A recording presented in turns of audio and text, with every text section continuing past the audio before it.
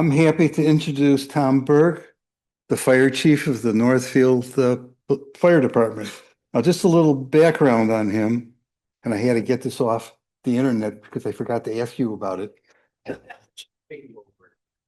According to the fire chief, Mike Nistrad, Burke was hired as a firefighter in 1986, and a year later, he joined the Public Works Department as a laborer, being promoted to equipment operator in 1989.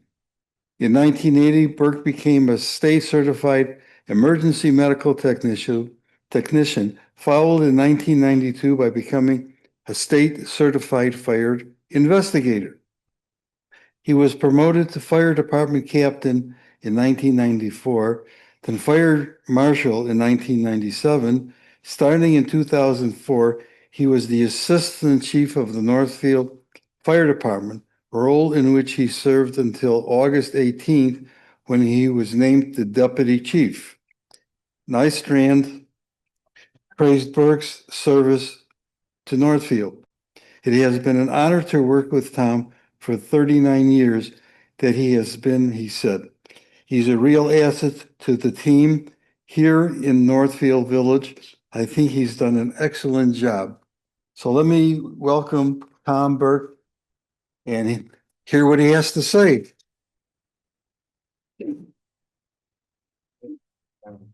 Nice. Good morning.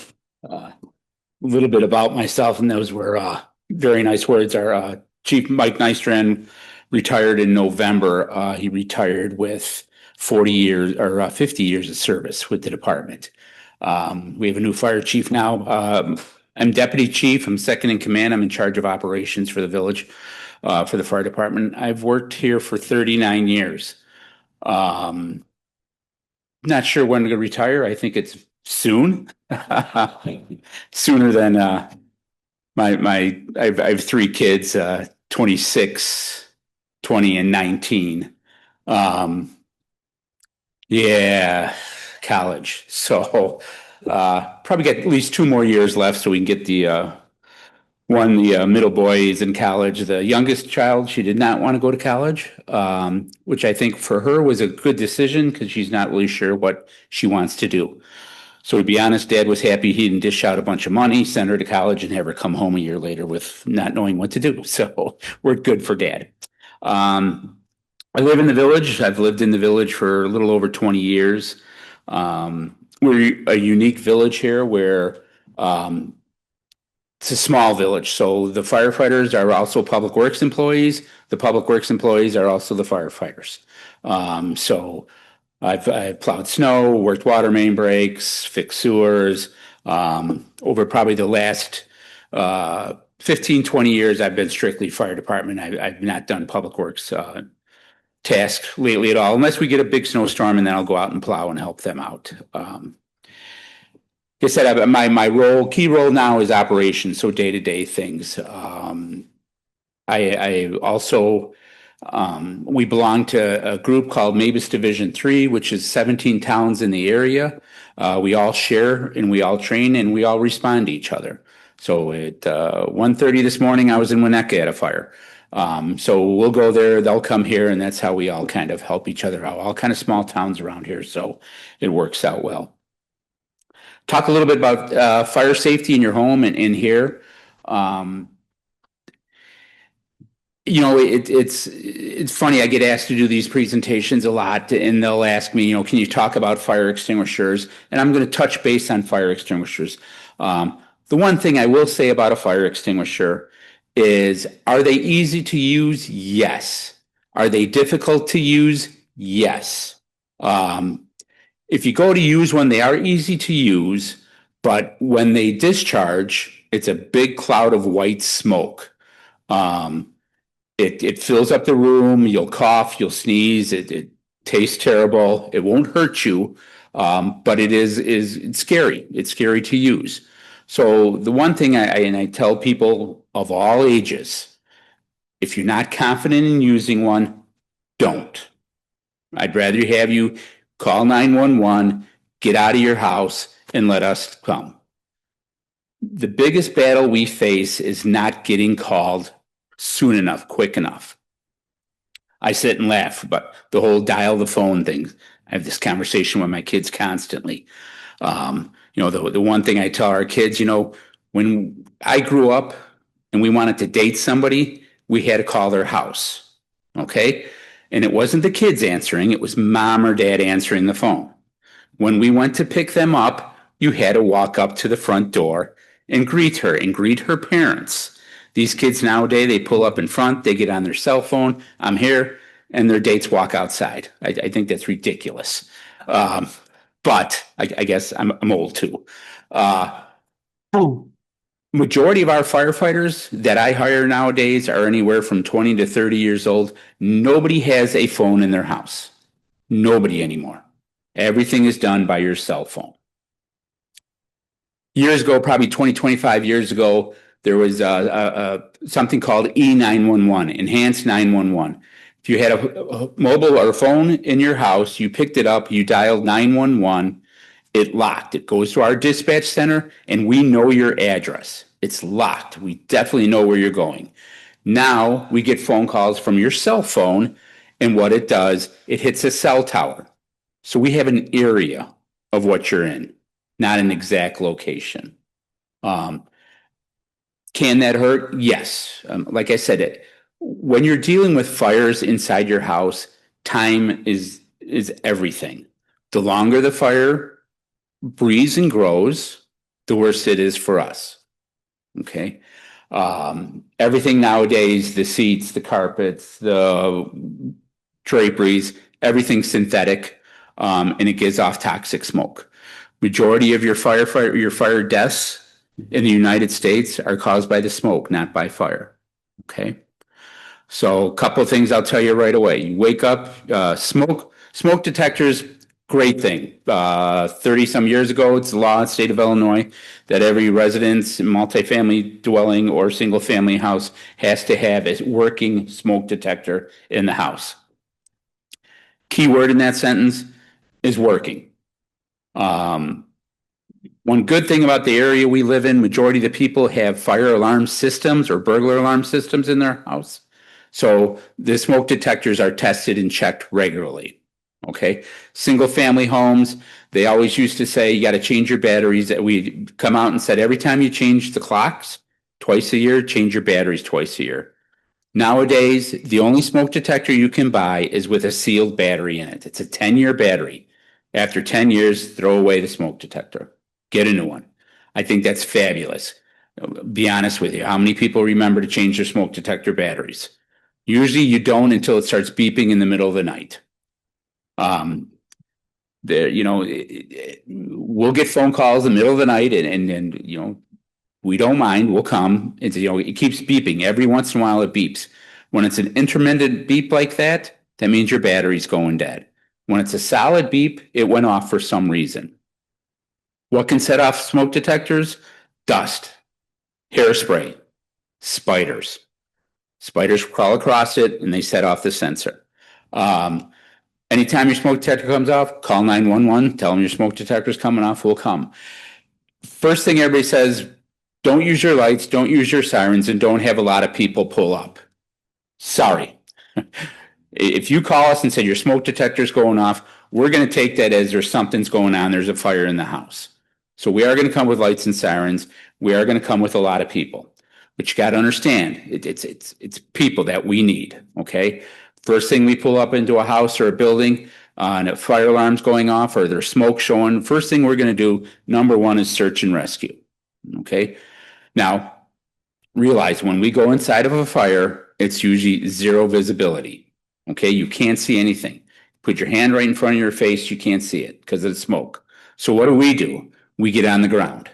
Usually you'll have 2 or 3 feet of a decent clear space that you can crawl in and you can see. A lot of you, if you were in your house right now and I told you to close your eyes, you could probably manage. You could probably find the way to a door.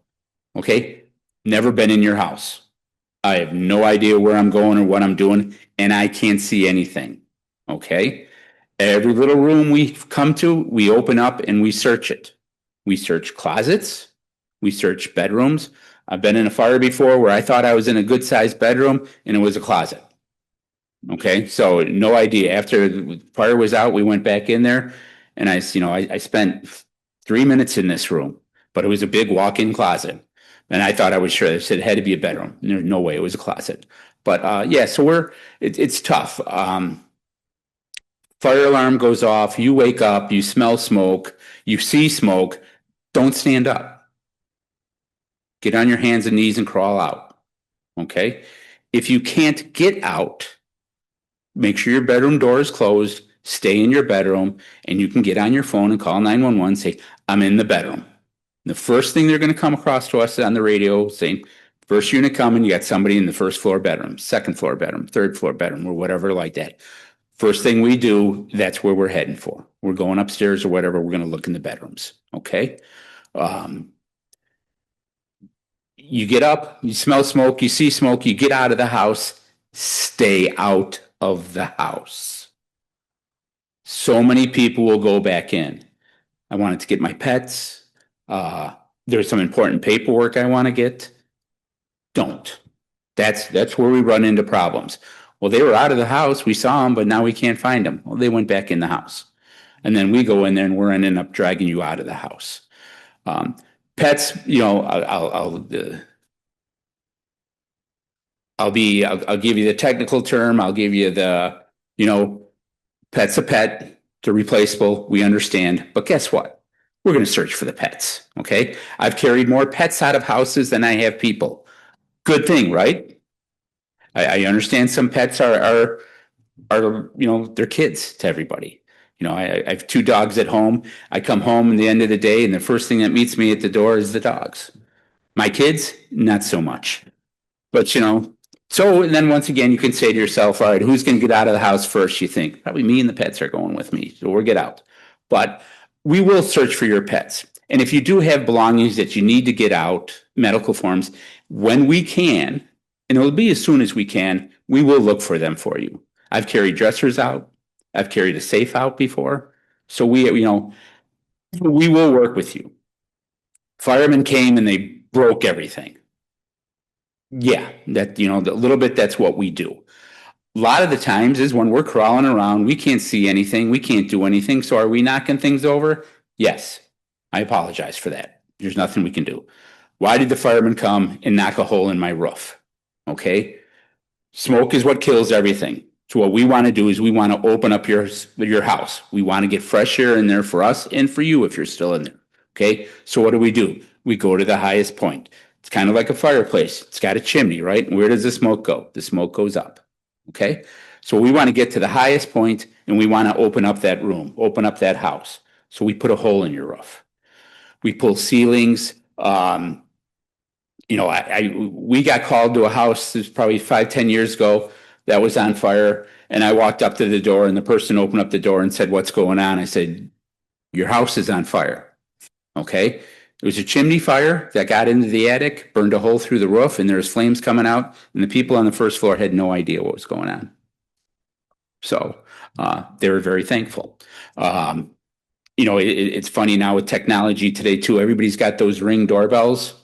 2 years ago, we had a storm come through town and we had a house struck in Wilmette struck by lightning. Wilmette's units were out on another call, so we were the first ones to show up.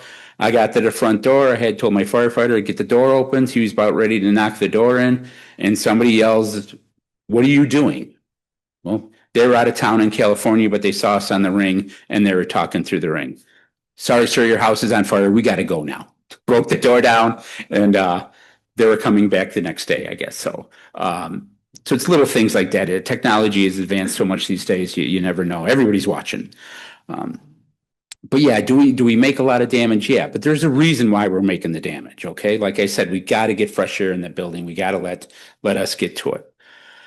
Fires like to hide. They start burning, they'll get in your walls, they'll follow a wall up. So we gotta break open the wall to make sure there's no fire inside of it now. Nowadays, we carry a thing that's called a thermal imaging camera, where we can see hot spots inside walls and everything. We can see your body. We can see the heat from your body when we're doing searches. Officer's responsibility, he goes in, your firefighter's on the nozzle, The officer will be the next guy, and then you have another firefighter or two on the back of the hose helping you drag it in. The officer's job is to have his thermal imaging camera and he's scanning the room. Okay. We're looking for anything on the ground, any kind of heat source. And also, like I said, when you're inside the house, zero visibility, you'll hear the fire. You'll hear the fire over your head, but you won't see it.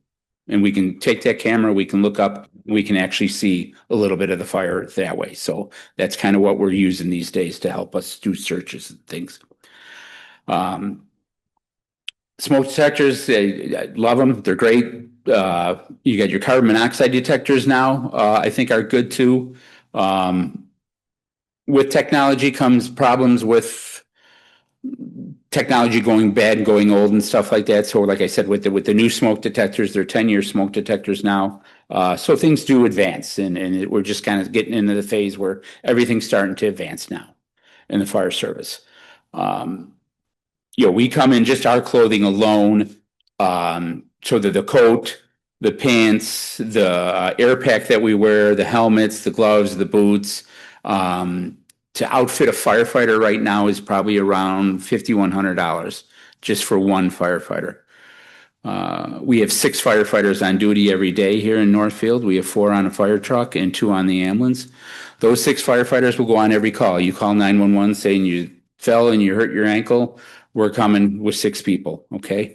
The more people you have, the easier off you are. Where we're carrying people. Sometimes we can't get our stretchers up to the second floor, so we got to carry you down. So the more people we have, just the better off everybody is. You are and we are. Ambulance calls. People will walk in at 1, 2 o'clock in the morning. They're like, "We're sorry, we've been sick all day. I just can't take it anymore." It's what we're there for. That's our jobs. Okay. We understand there's nights where we're not going to sleep all night, and there's nights when we will. It just is how it is. You have a problem and you think there's something wrong and you need to call us, call 911. Okay.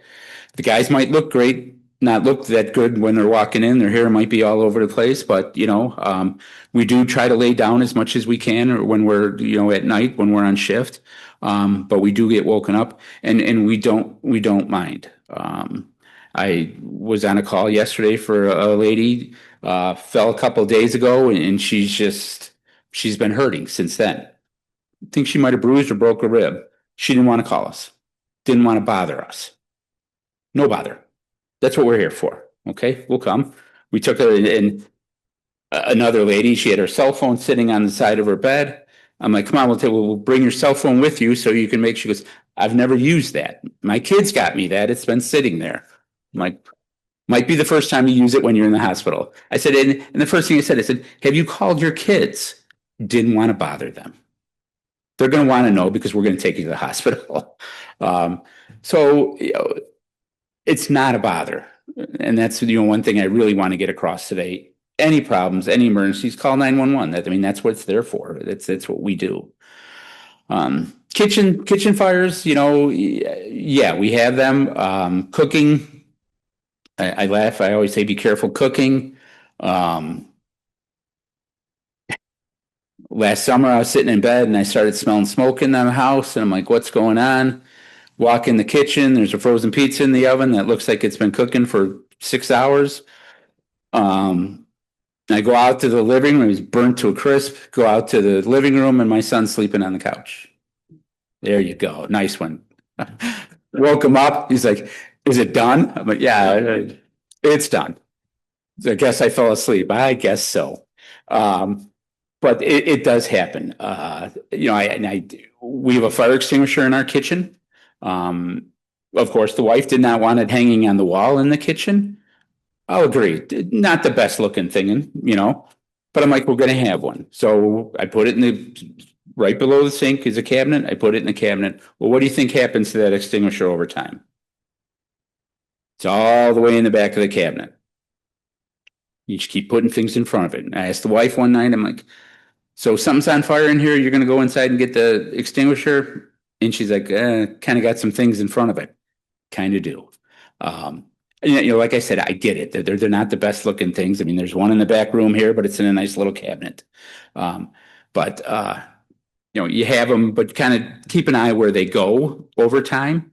There's a little dial on all your fire extinguishers. It's got two red spots and a green spot. Up and down is green.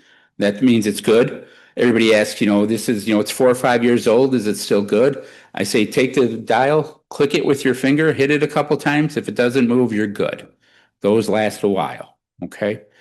Another guy said, I found this. I think it's been in my basement for 30 years. Yeah, it's probably not good anymore. We'll take it for you. And then what we do is in town here, if you're a resident in town and you have a fire extinguisher, you can't really just throw them in the garbage can. We'll take them. We use them for when we have fire extinguisher drills for our guys. We'll start little pans on fire out in the driveway, and we'll use those old extinguishers so we don't have to keep filling ours. So we do take those. Get a lot of people come into the office and say, what can I do with my old medication? Unfortunately, we do not accept that anymore. And I'll be honest with you, it's because it costs too much for us to get rid of it. Winnetka used to do it. I believe they're stopping, or they have stopped already. It's either this month or last month they stopped doing it. It's too hard to get rid of. So talk to your doctors. Hospitals will take them. Years ago, we used to tell people to flush them down the toilet. Can't do that anymore either. So don't do that. But fire departments won't take them. We do have a lock box out in front of our police station where you can put expired drugs. But I'm not too sure how much longer that's going to stay either. Because like I said, it's costing too much to get rid of these things. So, but it's there right now. I would talk to your doctor about things like that and just tell them, I got to get rid of these. They're no good and stuff like that. And they'll either help you or they might tell you, take them to the local hospital. And they should take care of them. Usually hospital pharmacy sections have a box for old medications. So when you go to your hospital, look at the pharmacy or a box for expired medications. And Perfect. they have hazardous material. Yes. That they take them and dispose of them properly. Which is perfect, because that's where we've been telling people is get a hold of your hospital, or you check your local hospitals. Important paperwork. A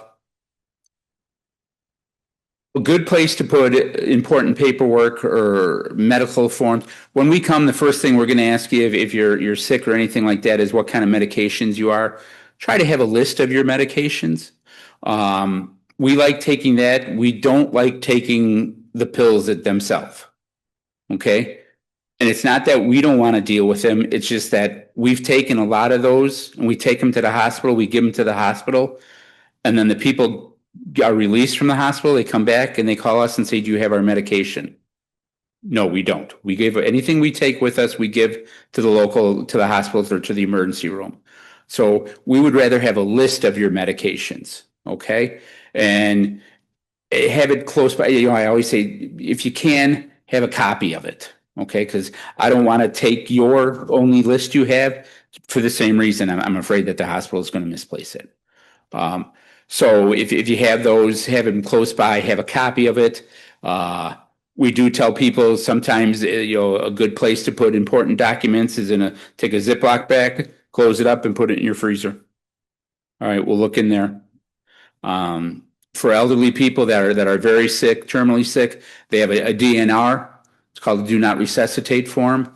We'll walk into the residence and they'll say they have a DNR. We have to physically see that, okay, and it has to be signed by a doctor. If we don't see it and there's no doctor's signature on it, I'm sorry, but we're going to work you, okay. I mean, it's just we're not going to take the liability, and we're going to go ahead and do what we need to do to try to bring you back to life. But I do always say if you do have DNRs, a great place to put it is in your freezer. Put them in Ziploc bags and you can put it on, on when my mother passed away and we were kind of waiting for it. I took it out of the freezer. I put it on magnets on the refrigerator. So when they came, if we weren't around, they could come and see it right away and know what's going on. But yeah, some important papers, the freezer is a great place to put them. Uh, Hospitals. I always get this question, where are you going to transport us? In Northfield here, the two hospitals that we usually always go to are Glenbrook Hospital or Evanston Hospital. Nowadays, all hospitals are becoming specialized hospitals. If you're having a stroke, you have to go here. If you break a hip, any kind of bone injury or anything like that, we're going to take you to Skokie Hospital because that's where the specialists are. If you call us and you're having trouble breathing, you're going to the closest hospital no matter what. You can ask up and down that you want to go somewhere else. If you're having trouble breathing, our medical control, the doctor that owns our paramedics license, we have to go to the closest hospital. Okay. We might take you to Glenbrook Hospital if that's the closest hospital, and they'll stabilize you, and then they might transfer you to Evanston Hospital. Okay. We have to take you to the closest hospital. So the hospitals we'll do is Evanston, Glenbrook, Skokie. We will do Lutheran General Hospital. We will do St. Francis Hospital if we have to, and we will do Highland Park if we have to. The Highland Park and St. Francis, if you really beg us and we call the hospital, anything we do, we have to get permission from the hospital. So we'll call the hospital and say, you know, I want to do what's right for my residents. I want to do what my residents want us to do. We can only do that to a certain extent. So we'll call the hospital and say, hey, they really want to go to St. Francis Hospital. Is that okay with you? And they usually come back and said, if you're comfortable with it, go ahead. And if our medics are comfortable with it, we'll go ahead and go. Evanston or Lutheran General. We are lucky here. Very lucky. We have level 1 trauma centers. Evanston, St. Francis, and Lutheran General are level 1 trauma centers. So majority of the other towns don't have them this close. And that's when we get into, we can call a helicopter if we had to. For us in town here, I probably wouldn't, not going to say never, but I usually wouldn't call a helicopter because I can get you to a hospital. I call a helicopter, it's going to probably the closest one's going to come out of McHenry. Okay. So the first phone call I get, they tell me 20 minutes, 15 to 20 minutes, just start it up, get it going. Make sure the nurses are there, the ER, the doctor's on board, and the pilot was going. All right. I'm waiting 20 minutes for sure. 15 minutes. Can I get to Lutheran? Can I get to Evanston? In traffic? Yeah, I can. So that's what we're going to do. Have I called a helicopter in town? Yes. So.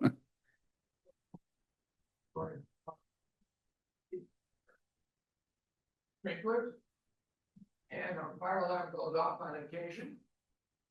And we're told to stay in the apartment. How do you know if it's a fire or not? What I would do, and I have nothing against staying, it's called shelter in place. And we discuss that a lot these days. Open up your door. If you don't see any smoke or anything, stay in your apartment. Okay? If you think something's going on and you don't think you can get out, call 911. I'm on the 8th floor. I'm in apartment 801. We can't get out. Okay? And then what happens is they start giving us a list. So whoever the incident commander and whoever's going to run the call, they're going to start calling. They say 801, 803, 210, 215. You got people sheltering in place. So I know that's where I'm sending my people. Okay. So yeah, it's apartment complex, condos and stuff like that. I know a lot of times, cooking smoke sets alarms off and stuff. And if you're on the 8th floor, that happened on the 1st floor. Do you really have to leave? No. So we tell you to shelter in place. Important thing, whenever you leave house, apartment, condo, anything, close the door behind you. And any door you go out, make sure you close. Any door you leave open is going to give more oxygen to the fire. The fire needs oxygen. Fire needs oxygen, fuel, and a heat source or ignition. All three of those are there, it's going to burn. Take one of them away, it goes out. Can't live without the three. So we always say a big problem is nowadays, and unfortunately, New York had a huge problem the beginning of the year with this. People were running out of apartment fires, leaving the door open, and the fire spread, and you get a lot of fatalities. It's the smoke, like I tell you. It's the smoke that's going to get you. Like I said before, when we go to open up the highest point, we open up the roof. Smoke is going to rise. But what happens when the smoke hits something, it's going to come back down. And that's when it gets you. Okay? You have a little fire here. Smoke is going to go out, start going up. It's going to hit the walls. It's going to go up. It's going to hit the ceiling. It's going to come right back down. Okay? And that's what causes the problem. Sheltering in place is fine. You mentioned the difficulty of using a fire extinguisher. We have one, but we also have a fire blanket. Do you like using those? I do. Anything is great. Okay? But like I said, to use a fire blanket, you're going to get pretty close to it. Okay? Just be careful. You know? They work. Everything's good. Extinguishers, you can stay decent, 3-4 feet from it and still hit the fire. So that gives you a little bit of cushion. But yeah, fire blankets are fine too. Fire blankets, fire ladders for people that have kids that live up on the second floor. I have a second floor of my house, and when the kids were young, I always had a ladder, escape ladder on the second floor by the 1-bedroom window. And, I opened it up, showed them how to use it. And I said, if I can't get to you and you can get out by using the ladder. Knock on wood, we never had to use it, but it was there. As they got older, yeah, I got rid of it because I was figuring that they're going outside every night. So we got rid of that ladder, but yeah, so you got to watch. You made a very interesting point, and that is we shouldn't be embarrassed, let's say, to call.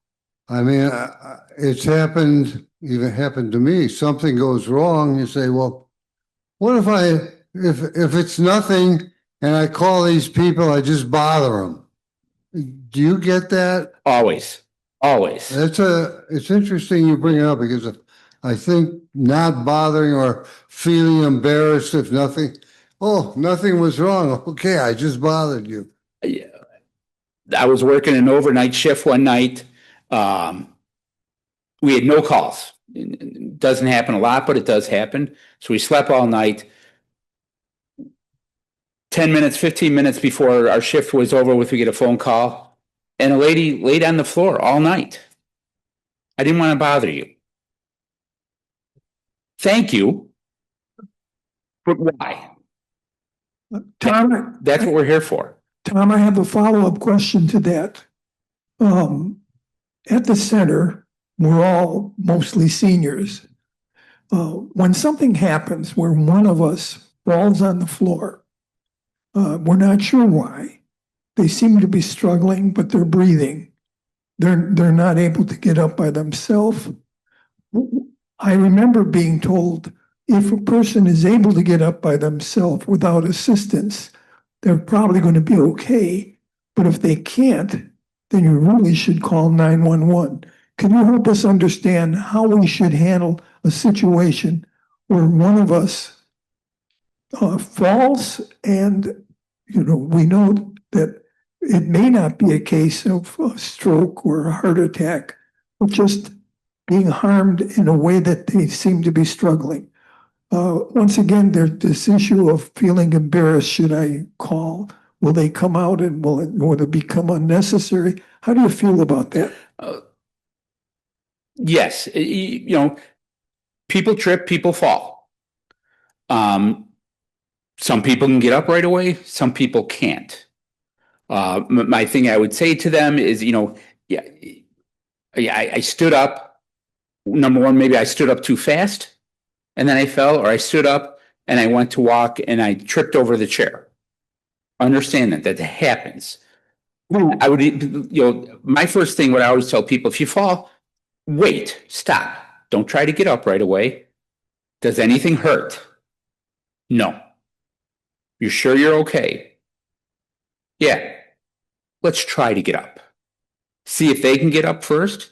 Now, if you can give them a little boost with an arm or a hand or anything like that, I'm fine with it. They can't get up. I have no idea why. I felt a little dizzy and then I fell. Call us. Call us right away. Now, what we're going to do is we're going to come here and we're going to ask you a lot of questions. And this upsets people too. There's a reason why we ask you questions. Okay. We want to see how you're going to answer them, how fast you answer them, how clear you answer them. Okay. I've gone on calls before where a husband and wife lived together. The wife fell. Every time we went to ask a question, the husband asked a question. The husband kept answering the question. And I finally said, can't do that. I said, give me, I said, can you give us a minute? I need to talk to your wife. I said, right now, I don't want to hear from you. And it was nice. He laughed, but I didn't want to hear from him. I needed to know what was going on with her. So if we come, we'll lift you up. We'll put you back in the chair. We'll take your vitals. We'll see what's going on. Everything seems pretty good. I'm going to ask you, you have your choice. Do you want to go to the hospital? And a lot of people are like, well, you got to take him to the hospital. We called you. We don't. If you answer all of our questions, your vitals are okay, we can't kidnap you. And you laugh. That's what it is. Okay? You have, and what I'm saying, I say, sir, I'm going to have you sign a release. All this release says, and the paramedics or the officer, the firefighters will explain this to you. All this release says is while we were here, the fire department was here, you didn't want us to transport. You didn't want us to take you to the hospital. Anything happens 2 minutes after we leave, you fall again. I really don't feel good now. Call us back. We'll take you to the hospital. You get home. I still don't feel good. I'm going to call my doctor. I'm going to go see my doctor. Go ahead. The only thing that release did was said you didn't want us to transport you. And that was it. Yeah, we will, I don't like to do it, but I have done it before. I'll look to the people and I said, you know what? If you were my mom, I'd make you go to the hospital. You think so? Yeah, I do. Hi there, everyone. I'm Jill Becker. I'm a program manager here, and that is all great. And I just want to add one more thing about the North Shore Senior Centre. If someone falls in the centre, please find a member of staff. Anyone walking around, they will come and they will help, but we are not allowed to pick people off the floor. So it's one of those things that if, after you've had the rest, and you can't get off the floor, we are going to call 911. We are going to call the guys over and then they take over from there. Just wanted to add that, please, any emergency, classroom, anywhere, get a member of staff as well. Thank you. Majority of if you're in any kind of a public place or something like that, their rules, definitely follow their rules. Don't lift them up and give us a call. If you fall on the street, then are you obligated to take them to the hospital, even if they say they don't want to? No. So what it is, it's a public fall. So what we do is we call the police come with us also. Okay. So they can do a report because you fell on a public right away. Do we have to take you? No. So I fell and broke my kneecap, and I actually had them carry me up to my bed. I had just been to the doctor and they, said it was a broken kneecap. And they carried me up and then they left. Another thing is, in commercial property, I know this doesn't really affect these people. They insist, in some fire departments, insist that you get it hydrant tested every 5 years. Is that really that necessary? Your hydrants or your? No, your fire extinguishers. Every 5 years? Every 5 we make any public facility, they have to get theirs tested every year. Fire extinguishers have to be tested every year. Checked. Yeah, check. Yes. A hydro testing them, where they have to put them under pressure. Yeah, you'll have to look to see what the stamp is on them. So some of them are stamped differently, but yeah, it's usually, I don't. So 5 years seems short to me. I would, yeah, I would have to look into that one. Because I'm not too sure about 5 years. I think it should be longer than that. Because I know It could be 8 for some of them. yeah, our breathing apparatus that we wear has to be hydroed every 8 years. Now, does the facility here have, the heart things or is there somebody? AED, there is an AED in this facility, yes. And they're trained to do it, I assume. Yes, they have to go through training to have them. Right up here in front. He's coming.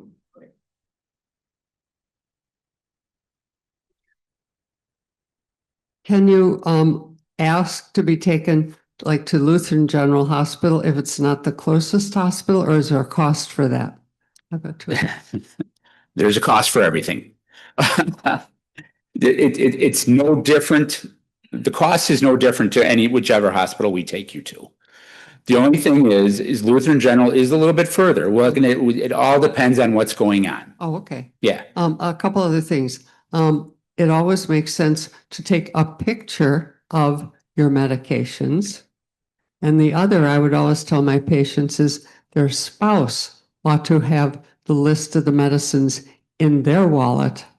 Yes. As well as your own. Yes. Perfect. That's great. I think it's interesting because it gets, the plot thickens when you call an ambulance. And what people don't know is that there are certain ambulances that are assigned to certain hospitals and whatever else. So when you do call, especially as a senior, Medicare is very specific that they will not pay for an ambulance unless you are dying. So no matter what, the cost will be incurred by you or if you have a supplementary insurance. And then there's a lot of supplementary insurance people who are trying to get your business to have an additional thing. So yes and no. So all of our ambulances in this area, all the municipal ambulances, the municipal firefighters, we belong to no hospitals. The only thing we belong to, if you call a private ambulance company, yes. If you call 911, no. We don't belong to the hospitals. The only affiliation we have Dr. Lott out of St. Francis holds our paramedics licenses. So when they have to go through classes, they have to retest every year, and it's Dr. Lott that signs off saying you can give him an Illinois Department of Public Health paramedic license. That's our affiliation with St. Francis. That's it. We bill for everything. Okay. Is it cheap? No, not at all. Between your insurance and Medicare, Medicaid, it should cover it. This is touchy. I wouldn't quote me on this. Do we send you to collections? I don't think so. I've never heard it. I've had people come in to the fire station and said, crying, I can't afford this bill and the hospital bills. First thing I say is, did you contact your insurance company? No, I just got this bill. Right or wrong, and I'm going to say it's wrong, hospitals will send you a bill before they send the insurance companies. Okay? I think that's ridiculous.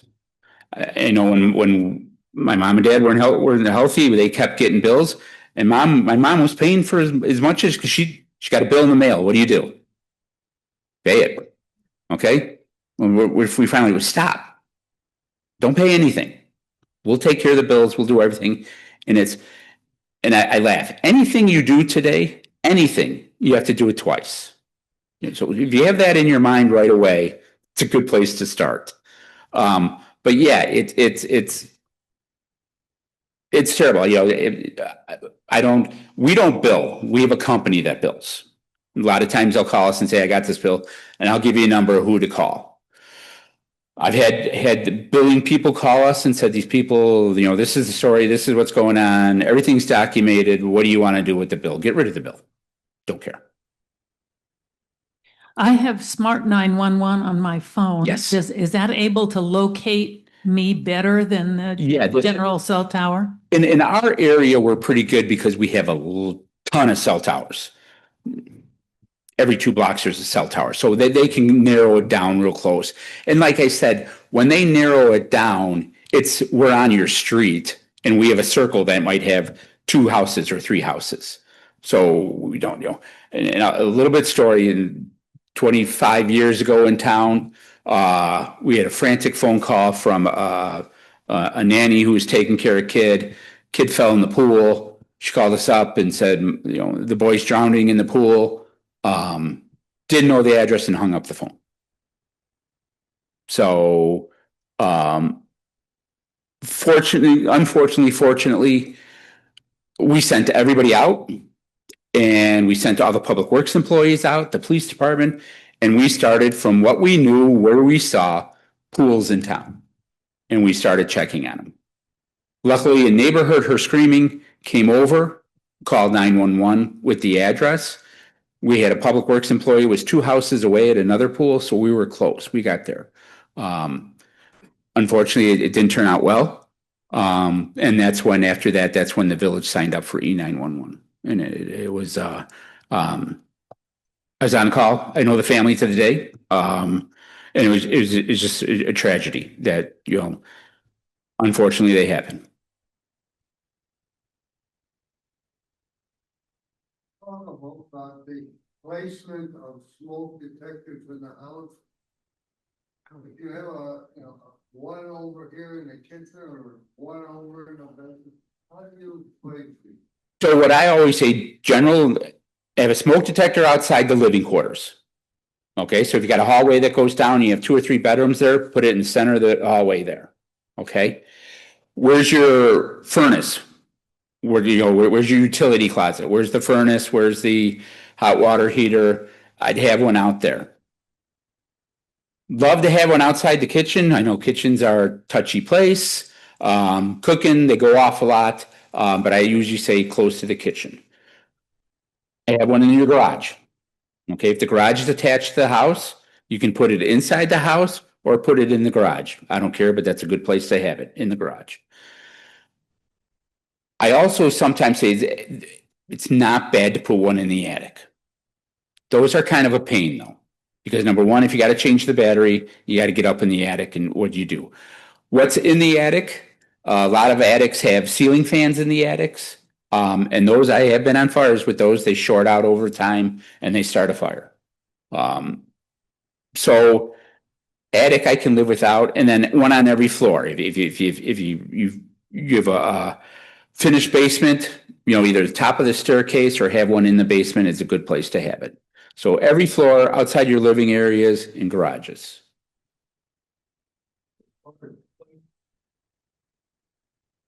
Do you bring oxygen all the time when you go? Yeah, we have oxygen on the ambulance. Yeah, we have oxygen. One good thing in Northfield here is we have our ambulance, okay? And then we have our fire truck, okay? The fire truck is called an ALS engine, which means we have a paramedic on that engine every time. We carry the same equipment, drugs, oxygen, everything as an ambulance does. We just can't transport you in that vehicle. So if our ambulance is out on another call, which this does happen quite oftenly, we respond to the fire truck. And I've had people come and say, I need an ambulance, I don't need a fire truck. You got us, okay? We got everything the ambulance got until another town comes in with it. So yeah, we carry everything, and we do have ALS engines in town. Can you talk a little more specifically about sensor placement? Because I just bought some combination smoke detector and carbon monoxide detector. Carbon monoxide is heavier than air. Mm-hmm. And so where to place it, I want to put it on the ceiling for the smoke, but I want to put it low for the carbon monoxide. Which is a great question, because that's a touchy subject. Smoke rises, you want it up high, okay? CO is going to lay down a little bit. What I always say, if you're going to buy a combination one, which is not a bad idea then, is to buy a plug-in CO one, and you put that by your utility closet. or in the basement where your furnace and your heater and everything is at. If you live in a condo or an apartment and it's all electric, don't worry about the CO. You got nothing there as long as you don't have a fireplace. You got nothing there that's going to cause any problems. But yeah, I do like the single gas plug-in ones, which you can get. And I would just plug that outside wherever your utilities are. It's going to reach the ceiling. It's going to go off. We'll come in, we'll check the meters. If we get any kind of reading, the first thing we do is we call the gas company. We'll try to figure out where it's coming from or what it's coming from, but majority of the time we'll let the gas company do that. They're the pros at that. So, but yeah, I would strongly suggest getting a plug-in one too. But the ones that are up high ceiling, they will work. They'll go off. Thank you for your service, by the way. Oh, thank you very much. I appreciate we that. have unfortunately had to have them out because we had a kitchen fire. And what you said was so imperative that time is everything. And he said to us, if you waited 2 or 3 more minutes, and then he had the infrared, so it wasn't traveling in the wall, so we didn't have great damage, but a few minutes could have made a whole difference. As far as placement, where are fires most common in a house, and where to place your fire extinguishers. Oh, the other thing I heard was that if you leave the house, don't leave the house with your appliances running. So those are some things you might want to address. Yeah, I agree with everything there. Kitchen fires, like it's, time. The sooner we get there, better off we are. Easier it is for us. Kitchen fires, garage fires are probably your number one, and then wherever your utility closet is, wherever anything that is. When you leave appliances, my wife would have sat there and laughed because every time she's leaving, I'm like, "Is the dryer on?" Well, of course. No, don't leave it on. You're just asking. You're not there. Something happens. You're not there. Okay. Then what happens? Smoke detector goes off. If one of your neighbors doesn't hear it, there's nobody home. Fire's going to grow. So do I think that everybody walks out the house with the dishwasher, wash machine, anything like that going? Positive. Do I say you cannot do that? No, but.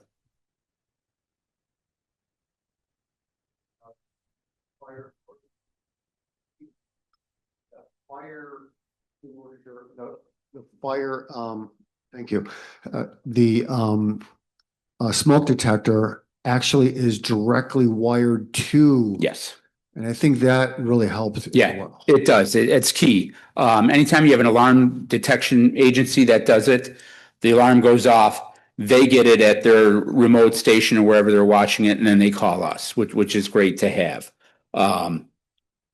Nowadays, if you're going to build a house,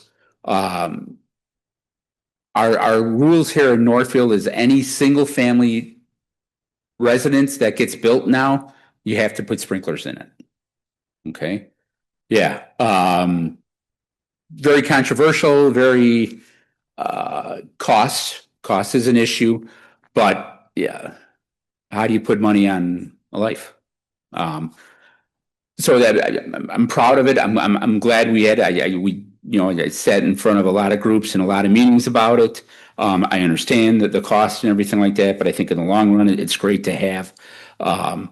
But yeah, it's smoked alarms. Whenever they build houses too now, they're all wired. Even if they don't go anywhere. They're wired together. So if one goes off upstairs, they all go off. So everybody knows, which I think is good too. Yeah, more of a problem if you're cooking and the smoke sets it off. They'll stop going off. But Tom, if I smell gas, and in addition to making sure I clear the house first, do I call 911 or the gas company? Call us. Call us first. Yep. Call you first. Yep. Okay. Yep. And if you call the gas company first, they'll either tell you to hang up the phone and call 911 or they'll call 911. Yeah, they're going to get us going quick too. is there an issue for placement of electrical outlet for hybrids and electrical cars? And the potential for them and potential fires from these new gadgets of how the house has to be wired and how you can protect your car and your house. So trying to get me in trouble. Yes. Hybrids right now, it's the problem is it's not really the car, it's the lithium batteries. Okay. Would I own a battery operated vehicle? No. Right now. I wait until some things get worked out. I've been on,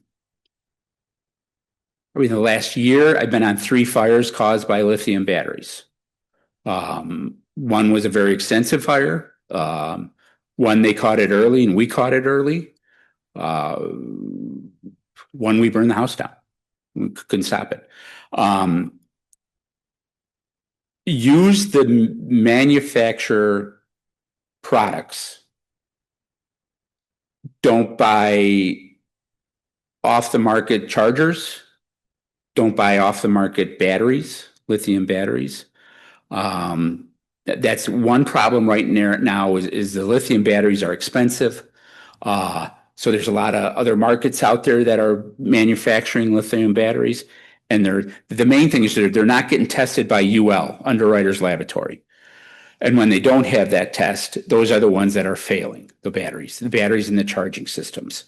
I was on a fire a couple months ago. His car in the garage, the car was plugged in. The car had a recall for the plugging.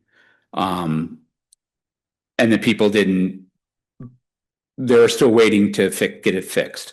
Started the fire. So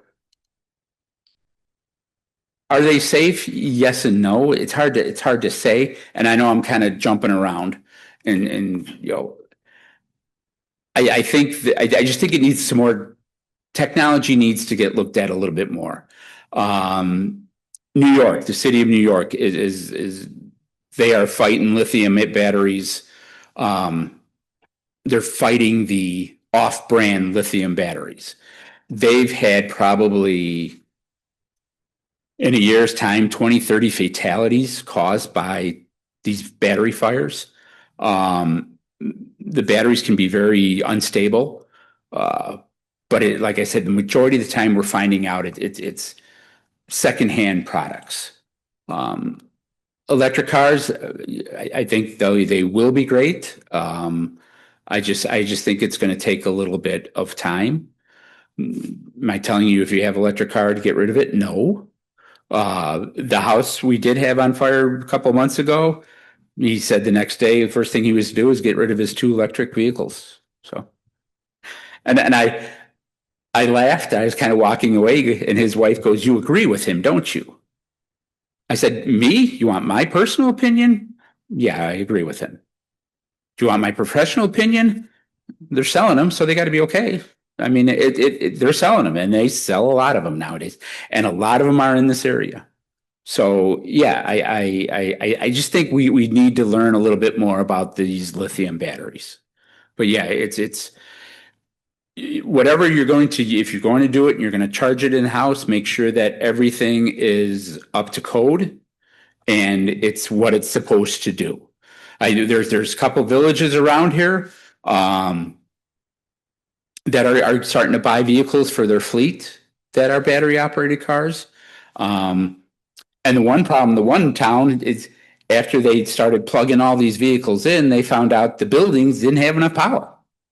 Okay. And ComEd has come out and said things need to change if everybody's going to buy an electric car because there is not enough electricity out there right now to charge them all. So like I said, I think in time, I think they will be good, but I think we're still, but whatever you do, you can also look on the back of any kind of package. UL is a fabulous company, Underwriters Laboratory. They test everything. And if it gets through their tests, it gets onto the market, that's what you buy. You know, when people say, you know, I'm going to buy a smoke detector, what kind? Don't care, just make sure it's UL tested. Yes, e-scooters are terrible. Same thing. Same thing. Yeah, they're terrible. New York they were selling e-scooters in a historic bicycle shop, and they had apartments above it, and 4 people were killed. It was started by the e-scooter. Power tools. I'm worried about those now too. So we had a garage fire in town. That was little remote control cars that had lithium batteries, and they were old and they were charging, and they didn't take a charge anymore, and they started on fire and burned the garage. So yeah, what I do with my battery operated power tools, because that's really all you can buy. Love them to death. They're great. I'll charge them when I need them. Otherwise, I'm not, you know, I don't leave them plugged in the charger in the garage anymore. So if I know I'm going to go cut the grass and I'm going to weed whack and stuff like that, I'll plug the weed whacker in before I start cutting the grass and charge it that way. So otherwise, I do not leave them plugged in. That's kind of my thing, though.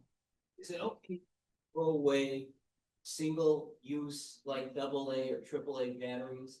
I had heard that it was okay, and then I just recently heard it's not okay. It's not. So what do you do, let's say, with bench-like batteries? Throw them away. Sorry. The village hall and their battery receptacle or Yeah. funds where they have a battery, Staples. A lot, yeah. Staples has them. A lot of stores will have them now where they'll collect them and they recycle them. Yeah, it's a lot of, you know, they'll take it, all batteries now. You shouldn't throw batteries away at all. Yeah, I think that's Northfield Village Hall, right in back of Village Hall, there's receptacle for you to drop off your batteries. Put a bag in your house where you just dump them. Yeah. And, you know, once a month, take it. Yep, perfect.